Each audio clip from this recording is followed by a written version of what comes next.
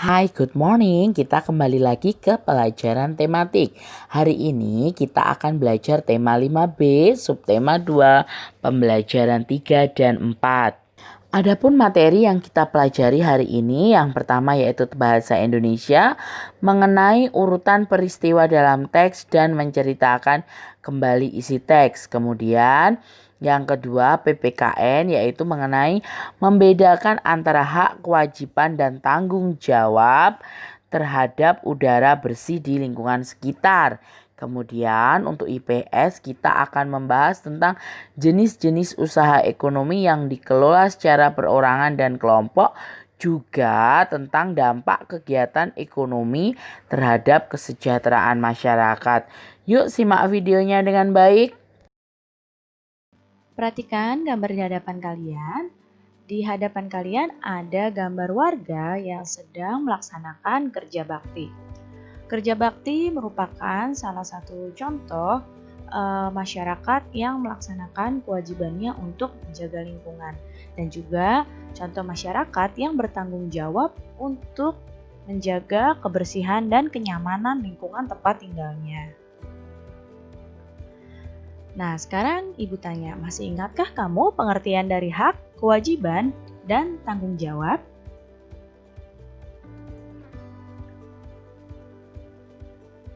Hak adalah sesuatu yang dimiliki manusia sejak lahir. Kewajiban adalah sesuatu yang harus dilaksanakan oleh setiap orang. Sedangkan tanggung jawab adalah sikap dan perilaku seseorang untuk melaksanakan tugas dan kewajibannya. Hak, kewajiban, dan tanggung jawab merupakan tiga hal yang berbeda. Tapi ketiga hal tersebut saling berkaitan satu sama lain. Hak dan kewajiban tersebut harus dilaksanakan secara bertanggung jawab oleh seseorang. Kalau orang tersebut tidak melaksanakan hak dan kewajibannya, maka bisa dibilang orang tersebut tidak bertanggung jawab. Ya, jadi hak, kewajiban, dan tanggung jawab itu saling berkaitan satu sama lain. Orang yang tidak melaksanakan hak dan kewajibannya, maka orang tersebut adalah orang yang tidak bertanggung jawab. Nah, berikut adalah hak seseorang sebagai warga masyarakat. Yang pertama adalah mendapatkan perlindungan hukum. Kemudian, mendapatkan pekerjaan dan penghidupan yang layak. Menikmati lingkungan yang bersih, kemudian hidup tenang dan damai, bebas memilih, memeluk, dan menjalankan agama, berpendapat dan berorganisasi, mengembangkan kebudayaan daerah, dan masih banyak lagi hak warga masyarakat yang lainnya. Kemudian, kewajiban seseorang sebagai warga masyarakat. Kewajibannya salah satu contohnya adalah mematuhi aturan atau norma yang berlaku di masyarakat, menjaga ketenangan dan ketertiban di lingkungan masyarakat, mengikuti kegiatan yang ada di RT, RW, atau di desa, misalnya mengikuti kerja bakti, gotong royong, musyawarah, dan lain-lainnya. Menghormati tetangga di lingkungan tempat tinggal, membantu tetangga yang terkena musibah, dan menjaga kebersihan lingkungan tempat tinggal. Dan masih banyak lagi ya contoh-contoh kewajiban sebagai warga masyarakat.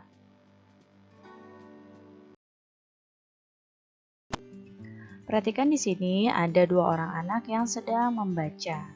Ternyata dua orang anak ini sedang membaca cerpen, dan salah satunya bilang kalau cerpen yang sedang dibaca itu sangat seru. Apakah kamu sendiri pernah membaca cerpen? Nah, tapi apa ya cerpen itu? Cerpen adalah singkatan dari cerita pendek. Cerpen itu merupakan teks fiksi atau teks yang tidak nyata. Fiksi itu tidak nyata ya. Nah, biasanya cerpen berisi satu tokoh utama yang menjadi pusat dalam cerita. Panjang cerita sebuah cerpen itu kurang dari 10.000 kata. Jadi cerpen adalah singkatan dari cerita pendek yang panjang ceritanya kurang dari 10.000 kata. Bagaimana cara menggali informasi dalam cerpen? Nah, yang pertama, kamu harus membaca cerpennya dulu dengan seksama atau dengan cermat. Dibaca dulu cerpen yang secara keseluruhan. Setelah itu, kamu membuat daftar pertanyaan sebanyak-banyaknya. Menggunakan kata tanya yang kemarin sudah kita pelajari, yaitu bisa menggunakan kata tanya apa, bagaimana, mengapa, siapa, di mana, dan berapa. Kemudian, setelah membuat daftar pertanyaan sebanyak-banyaknya, kamu cari jawaban dari pertanyaan-pertanyaan yang telah kamu buat. Nah, setelah itu kamu rangkai kembali jawaban-jawaban tersebut menjadi satu paragraf singkat. Nah, sekarang kita akan mempelajari tentang jenis usaha ekonomi. Jenis usaha ekonomi itu dibagi menjadi dua. Ada usaha ekonomi perorangan, ada usaha ekonomi yang dikelola oleh kelompok. Usaha ekonomi perorangan itu adalah usaha ekonomi yang memiliki modal terbatas dan biasanya ini dikelola secara sederhana. Sedangkan usaha kelompok ekonomi yang dikelola oleh kelompok itu usaha ekonomi yang dikelola bersama baik dari modal, pengelolaan maupun keuntungannya. Perhatikan di sini, usaha ekonomi perorangan itu contohnya usaha pertanian, usaha perdagangan, usaha jasa, dan usaha industri kecil. Usaha pertanian ini merupakan sebagian besar usaha pertanian yang dikelola secara perorangan. Dan di sini memiliki modal yang terbatas. Usaha perdagangan ini juga dikelola oleh perorangan, biasanya berskala kecil dan sedang. Contohnya pedagang asongan, pedagang di pasar, warung, toko kelontong, itu termasuk usaha perdagangan. Kemudian usaha jasa di sini memperhatikan di sini seperti usaha fotokopi, bengkel, potong rambut, penjualan pulsa, itu termasuk usaha jasa. Dan industri kecil ini dikelola oleh industri rumahan. Contohnya kerajinan tangan yang berupa pembuatan keramik, souvenir, anyaman, dan mebel. Kemudian ada usaha ekonomi yang dikelola oleh kelompok. Contohnya seperti firma, persekutuan komanditer, perseroan terbatas, BUMN, dan koperasi. Kita akan bahas tentang usaha ekonomi yang dikelola oleh kelompok. Nah, yang pertama adalah firma. Firma ini adalah perusahaan yang didirikan paling sedikit oleh 2 orang dan setiap anggota punya hak untuk melakukan tindakan. Ya, jadi kalau firma ini paling sedikit didirikan oleh 2 orang. Kemudian ada persekutuan komanditer atau CV. Di sini adalah usaha yang memiliki 2 macam anggota kalau CV, yaitu ada anggota aktif dan ada anggota pasif. Anggota aktif ini berperan dalam menjalankan usaha. Kalau anggota pasif berperan dalam pemberian modal usaha. Contohnya misalnya CV, kayu jati luhur, dan masih banyak lagi yang lainnya. Kemudian perseroan terbatas atau PT. Nah, ini adalah perusahaan yang modalnya dihimpun dari beberapa orang dengan cara menjual saham. Saham itu adalah surat tanda keikutsertaan penanaman modal. Di sini, pemilik saham punya kewenangan terhadap perusahaan tersebut dan berhak mendapatkan laba atau keuntungan perusahaan. Kemudian ada badan usaha milik negara atau BUMN. BUMN adalah perusahaan yang seluruh atau sebagian modalnya itu dimiliki oleh negara. BUMN itu bisa berbentuk perusahaan umum atau perum dan bisa berbentuk perseroan terbatas atau PT. Contohnya perum itu adalah Perum Peruri atau percetakan uang negara dan contohnya PT adalah PT KAI atau Kereta Api Indonesia. Dan selanjutnya adalah koperasi. Koperasi merupakan usaha bersama yang berdasarkan asas kekeluargaan. Nah, di dalam koperasi, semua anggota itu wajib membayar yang namanya simpanan pokok dan simpanan wajib. Contoh koperasi adalah koperasi unit desa atau KUD dan koperasi sekolah. Nah, sekarang kita akan bahas jenis-jenis atau bentuk-bentuk dari koperasi. Ada yang disebut koperasi konsumsi. Ini usaha bersama yang menyediakan berbagai barang konsumsi untuk memenuhi kebutuhan sehari-hari. Ada koperasi simpan pinjam. Ini usaha bersama untuk menyediakan layanan simpan pinjam. Yang selanjutnya ada koperasi produksi. Ini menyediakan bahan baku produksi dan menyalurkan hasil produksi anggotanya. Kemudian ada koperasi jasa. Ini menyediakan layanan atau jasa tertentu bagi anggotanya.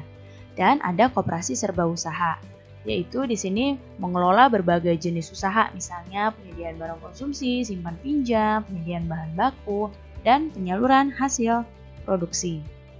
Nah, sekarang kita akan masuk tentang kegiatan ekonomi.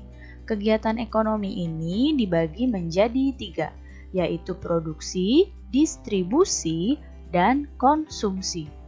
Produksi adalah kegiatan menghasilkan barang. Distribusi adalah kegiatan menyalurkan hasil produksi dari produsen ke konsumen. Kalau konsumsi adalah kegiatan menghabiskan atau mengurangi nilai guna dari suatu barang. Sekarang kita akan bahas satu persatu. Yang pertama adalah produksi. Produksi tadi adalah kegiatan menghasilkan barang dalam rangka memenuhi kebutuhan hidup. Orang yang melakukan kegiatan produksi itu disebut dengan produsen. Nah, proses produksi ini menyebabkan produsen dapat keuntungan. Keuntungan tersebut digunakan untuk menjaga kelangsungan usaha dari produsen dan memenuhi kebutuhan hidup dari produsen tersebut. Lihat di sini ada bahan baku. Bahan baku ini yang digambar adalah tebu. Ya, kemudian tebu ini diolah di pabrik oleh produsen supaya menjadi gula. Jadi bahan bakunya adalah tebu, kemudian diolah di pabrik gula oleh produsen supaya menjadi kristal-kristal gula. Setelah produksi ada kegiatan yang namanya distribusi. Distribusi adalah kegiatan menyalurkan hasil produksi dari produsen ke konsumen. Ya, menyalurkan hasil produksi dari produsen ke konsumen. Orang yang melakukan kegiatan distribusi itu disebut dengan distributor. Ya, orang yang melakukan kegiatan distribusi adalah distributor. Nah, kelancaran distribusi barang membutuhkan sarana transportasi dan akses yang memadai. Tujuannya apa? Tujuannya agar hasil produksi dapat segera sampai ke konsumen dengan cepat dan tepat. Nah, distribusi ini bisa melalui jalur darat menggunakan truk, kemudian melalui laut menggunakan kapal laut, dan juga distribusi melalui udara itu menggunakan kapal udara. Kalau masih dalam satu pulau, biasanya distribusi dilakukan melalui jalur darat. Tapi jika sudah berbeda pulau, distribusi bisa dilakukan melalui laut, bisa juga dilakukan melalui udara. Dan yang ketiga adalah konsumsi. Konsumsi adalah kegiatan menghabiskan atau mengurangi nilai guna suatu barang untuk memenuhi kebutuhan hidup. Orang yang melakukan konsumsi ini disebut dengan konsumen. Ya, jadi konsumen adalah orang yang melakukan kegiatan konsumsi. Untuk mengkonsumsi barang atau jasa, masyarakat perlu melakukan pengorbanan tertentu. Pengorbanannya bisa dengan mengeluarkan uang atau dengan mengorbankan waktunya. Nah, tadi distribusi gula tadi, kemudian gula yang didistribusikan itu sampai ke pasar, kemudian dijual di pasar untuk dikonsumsi seperti ini. Nah, berikut contoh kegiatan ekonomi. Di sini Ibu mencontohkan kegiatan ekonomi pada gula, ya, pada produksi gula. Pertama, di sini ada proses produksi. Proses produksi di sini adalah tebu dipanen oleh petani, kemudian dikirim ke pabrik untuk diproses, ya, agar menjadi gula pasir. Setelah proses produksi, gula pasirnya jadi dan dikemas seperti ini, masuk ke proses distribusi. Proses distribusi ini gula pasir yang sudah dikemas di pabrik kemudian didistribusikan atau dikirim dari produsen ke konsumen. Di sini dikirimnya menggunakan truk. Kemudian yang terakhir adalah konsumsi. Konsumsi ini gula pasir yang sudah dikirim dari proses distribusi ini, ada yang masuk ke pasar, ada yang masuk ke swalayan. Kemudian gula ini dibeli oleh konsumen untuk dikonsumsi dalam kehidupan sehari-hari. Oke, materi kita sampai di sini. Kalian kerjakan tugasnya di halaman 55, kemudian halaman 58 yang atas poin 1 sampai 5, kemudian di halaman 62 yang atasnya Ayu merangkum. Yang Ayu merangkum tidak usah dikerjakan, kemudian kerjakan halaman 63. Oke, tetap semangat belajarnya, tetap jaga kesehatannya, jangan lupa patuhi setiap nasihat dari orang tua. Semangat ya, ketemu besok di Zoom seperti biasa. Tidak usah difoto. Bye-bye.